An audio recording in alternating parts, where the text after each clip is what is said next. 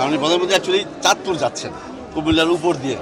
তো কুমিল্লাতে কোনো সাংগঠনিক সভা নেই, তবে আমার বরুড়াতে একটি পথসভা আছে, ওইখানে শুধু থামার কথা।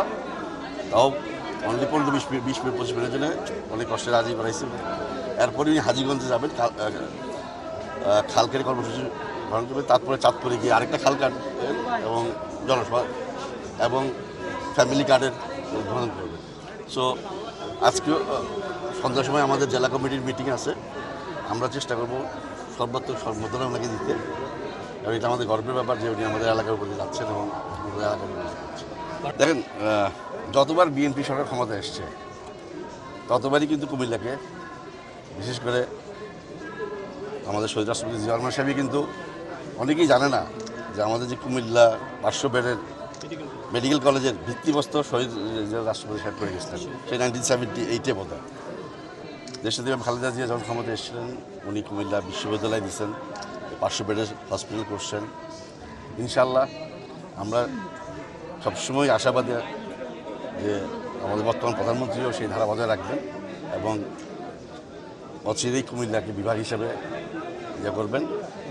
এবং আমার নিজের তরফ থেকে এবং আমাদের অন্যদের তরফ থেকে যেমন আরেকটা চাওয়া থাকবে ওনার কাছে, সেটা জন্য আমাদের কুমিল্লাতে কৃষি নির্ভর এরিয়া, যেন কুমিল্লাতে একটা কৃষি বিশ্ববিদ্যালয় হয়। ঢালাইয়ের সেরা প্রিমিয়ার সিমেন্ট। আপনারা জেনে খুশি হবেন, আমাদের এই সরকার মাত্র 3 মাস, প্রিসাইসলি 3 মাস 3 দিনের এর মধ্যেই কুমিল্লার জন্যে আমরা একটা উন্নয়ন কর্তৃপক্ষ আইন পাশ করেছি, কুডা বলে, এবং কুমিল্লা ওয়াসা ও অলরেডি প্রতিষ্ঠা হয়েছে।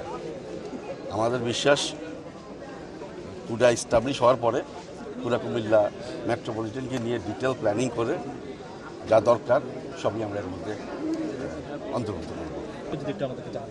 বিভাগের ব্যাপারটা তো সত্যিকার অর্থে যেহেতু এটা প্রশাসনিক ব্যাপার, আমার বিশ্বাস আমাদের এই সরকারের বলেই আমাদের মানে সবাই দাবি থাকবে প্রধানমন্ত্রীর কাছে যেন এটা ওনার মুখ দিয়ে এই বিভাগ, এই ওনার হাত দিয়ে এই বিভাগ এস্টাবলিশ হয়। আর ভিক্টোরিয়া কলেজে আপনারা জেনে খুশি হবেন, 100 বর্ষই পুরনো একটা প্রকল্প নেওয়া হয়েছে আমাদের এই সরকার। দেখেন 3 মাসে একটা সরকার কত করতে পারে, এর মধ্যে আমরা চেষ্টা করতেছি। ইনফ্যাক্ট আজকে প্রিন্সিপাল সাহেব বললেন যে কিছুদিন আগে বোধহয় এখানে মাননীয় এমপি সাহেব এসেছিলেন একটা প্রোগ্রামে, এসেই উনি এই আমাদের যে জি অডিটোরিয়াম, এই নামটা পর্যন্ত মুছে দেওয়া হয়েছিল, উনি এসেই এখানে এই অডিটোরিয়ামের সংস্কারের জন্য 50 লাখ টাকা এবং ক্যান্টিন করার জন্য 40 লাখ টাকার অনুদান দিয়েছেন।